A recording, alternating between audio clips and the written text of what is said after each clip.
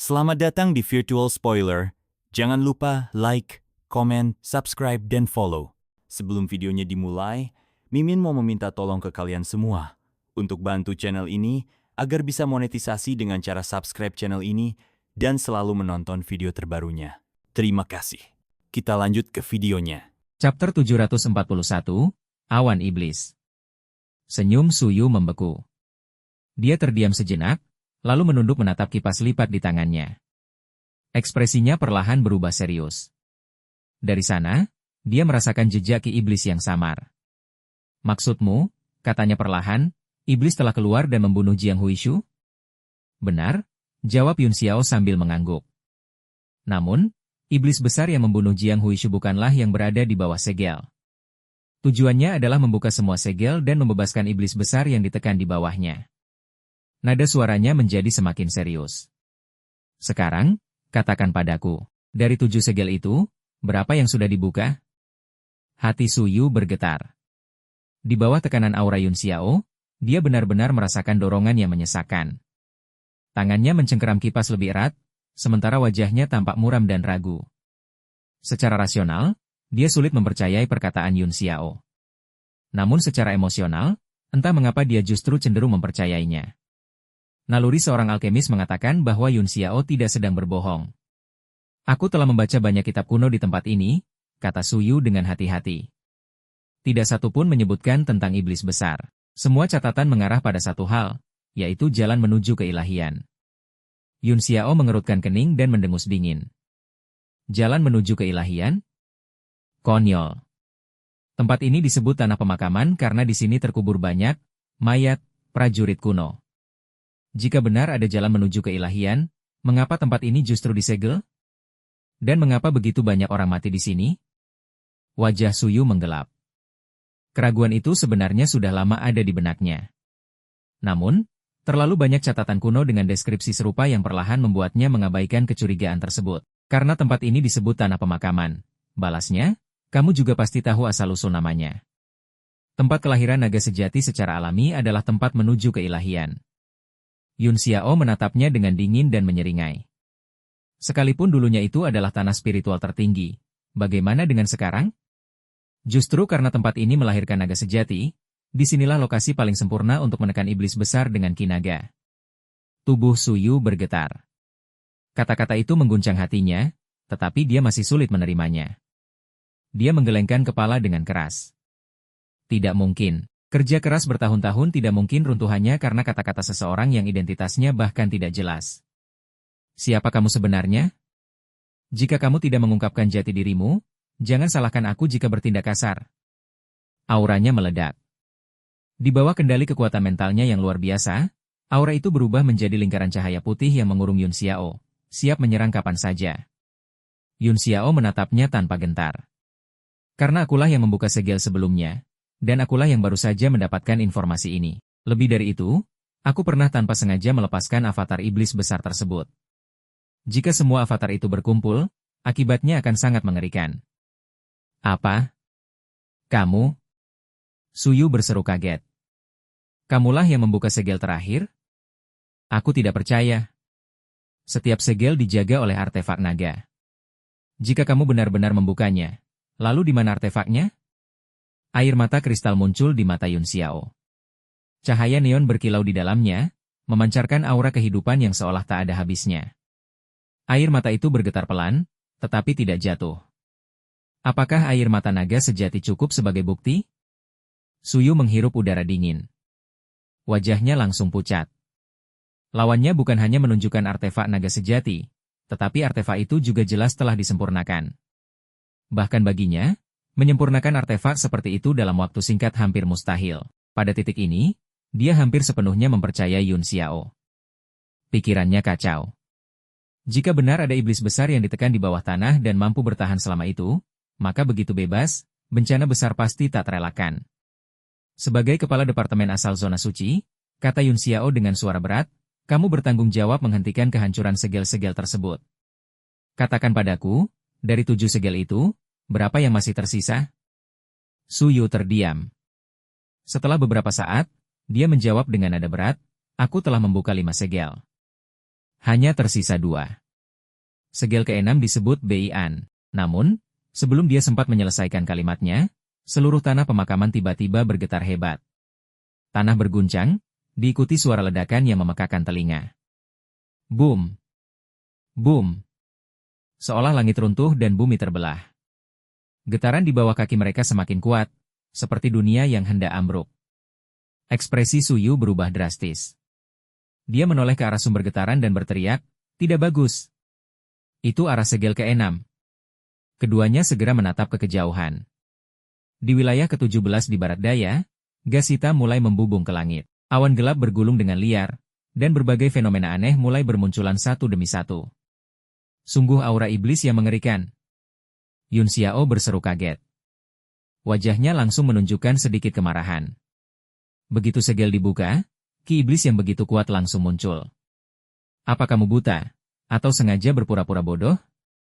Kamu masih berani berbicara kepadaku tentang tanah dewa?" Suyu benar-benar terpaku. Dia menatap ke langit dan bergumam pelan, "Tahu Wu ini, bagaimana bisa sekuat ini?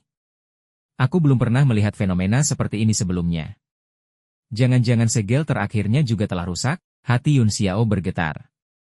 Dengan nada tergesa, dia berkata, "Kemungkinan besar memang begitu. Di mana segel terakhirnya?" Suyu menggelengkan kepala sambil tersenyum pahit.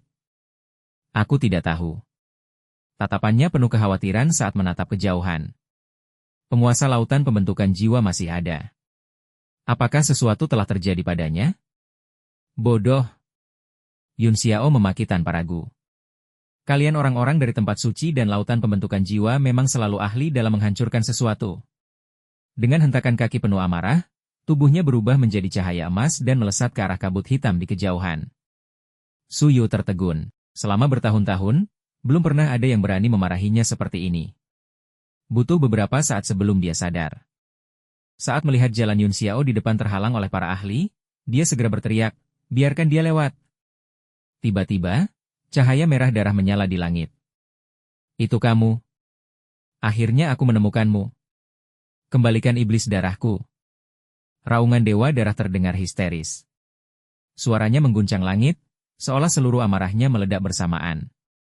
"Oh, ternyata kamu." Suara Yun Xiao terdengar santai. "Senang berkenalan denganmu. Dunia ini memang kecil, tapi sekarang aku sedang tidak punya waktu. Kita bicara lain kali saja." Dalam sekejap, Yun Xiao berubah menjadi kilatan petir dan lenyap di cakrawala, meninggalkan hanya gema suaranya. Dewa darah murka. Seluruh tubuhnya memerah saat kabut darah memenuhi langit. Dia membakar esensi darahnya dan mengejar Yun Xiao dengan kecepatan yang bahkan lebih cepat. Suyu mengerutkan kening. Dia tahu bahwa Istana Dewa Darah telah memasang formasi di tanah pemakaman untuk memburu seseorang, tetapi dia tidak menyangka targetnya adalah Yun Xiao. Dia ingin menanyakan latar belakang pemuda itu kepada Dewa Darah. Namun, tidak ada waktu untuk memikirkan hal tersebut. Sekelompok ahli dari Yuanxi telah tiba. Mereka berdiri di sisi Suyu, merasakan bahwa sesuatu yang besar sedang terjadi. Satu persatu menatap ke arah distrik barat daya dengan ekspresi serius. "Ayo pergi." Suyu membentuk segel tangan di depannya dan mengirimkan transmisi suara. Suaranya menyebar tanpa batas, menjangkau puluhan ribu mil. "Semua ahli di atas tingkat Marshal Emperor di tanah pemakaman, dengarkan. Aku adalah sekretaris Departemen Asal Wilayah Suci, Suyu. Mulai sekarang, seluruh pasukan di tanah pemakaman akan berada di bawah komando sementara milikku. Semua yang berada di atas tingkat Marshal Emperor wajib mematuhi perintah dan berkumpul di arah barat daya. Mereka yang datang akan menerima hadiah besar sesuai kekuatannya. Namun, siapapun yang menolak akan dieksekusi begitu ditemukan." Setelah kata-katanya selesai, segel di depannya menghilang. Suyu memimpin para ahli Yuanxi, berubah menjadi beberapa cahaya emas yang melesat menuju barat daya. Seluruh tanah pemakaman pun gempar. Banyak seniman bela diri yang sedang berkultivasi dalam pengasingan terbangun satu persatu. Mereka kebingungan, tidak tahu apa yang sebenarnya sedang terjadi. Yang membuat mereka semakin gelisah adalah satu pertanyaan. Haruskah mereka patuh, atau menolak? Bisikan terdengar di mana-mana, dipenuhi ketidakberdayaan dan ketidakpuasan. Namun, tidak ada yang benar-benar berani melanggar perintah Sekretaris Divisi Wilayah Suci. Dalam waktu singkat, Sejumlah besar seniman bela diri terbang keluar dari pegunungan seperti kawanan burung yang terkejut, bergerak menuju arah barat daya. Yun Xiao berada di depan. Saat ini, dia telah mengerahkan banyak kekuatan.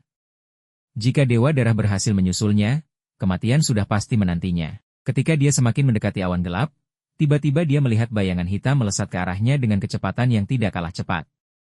Itu adalah Dijia dan Huoyin. Wajah Dijia tampak sangat serius, namun matanya menyimpan kegembiraan yang sulit disembunyikan. Dia melirik Yun Xiao sekilas, lalu langsung mengabaikannya dan menerobos ke dalam awan gelap, menghilang dari pandangan. Yun Xiao mengeluh dalam hati. Aura iblis berputar-putar di dalam awan gelap itu. Sekilas saja sudah cukup baginya untuk tahu bahwa tempat tersebut sangat berbahaya. Jika dia masuk, pasti akan terus dihantui ki iblis. Meski dia tidak takut, hal itu tetap akan menjadi masalah besar. Di saat yang sama, Dewa Darah hampir menyusulnya. Yun Xiao tidak punya waktu untuk berpikir panjang. Dia hanya bisa menggertakkan gigi dan menerobos ke dalam awan gelap, mengikuti jejak Dijia. Tak lama kemudian, Dewa Darah tiba dan menampakkan wujud aslinya. Dia berhenti di depan awan gelap dengan wajah muram. Ki iblis yang bergulung di sana membuat hatinya gelisah. Namun, jika dia tidak masuk, Blood Beast Kasaya miliknya pasti akan hancur. Begitu memikirkan hal itu, dia langsung menyingkirkan keraguannya. Tiba-tiba, kekuatan lautan darah meledak dari tubuhnya. Dunia darah terbentuk di sekelilingnya dan perlahan menyatu dengan ki iblis di sekitarnya.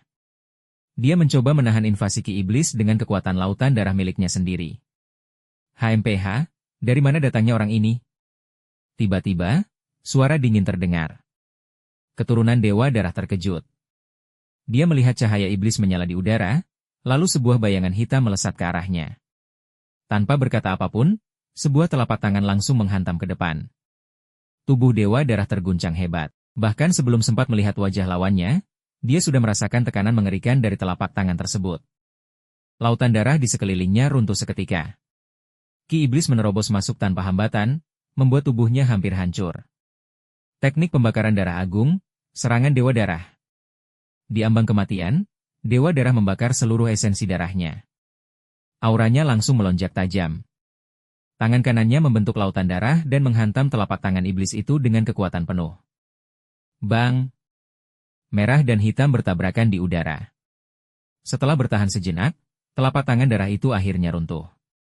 Aliran ki iblis langsung menyusup ke tubuh Dewa Darah dan melemparkannya jauh ke belakang. Dia masih hidup, sosok hitam itu perlahan memadat di depan awan gelap, memperlihatkan wujud aslinya. Wajahnya yang tampan menunjukkan sedikit ketidaksenangan. Dia mendengus pelan. Perjalanan putus asa Lian Yu sepertinya telah menghabiskan terlalu banyak ki iblis. Baiklah, aku akan menghabisi sampah ini nanti. Angin kencang tiba-tiba berputar di bawah kakinya. Seekor buaya perlahan muncul dari pusaran itu dan berdiri di belakangnya. Pria itu tidak lain adalah Dijun dari kota Songyue. Dia menatap awan gelap yang terus bergulung dengan sorot kegembiraan di wajahnya. Tanpa ragu, dia melangkah masuk ke dalamnya, diikuti oleh buaya tersebut, lalu menghilang dari pandangan. Terima kasih sudah mendengarkan Virtual Spoiler. Sampai jumpa di pembahasan berikutnya.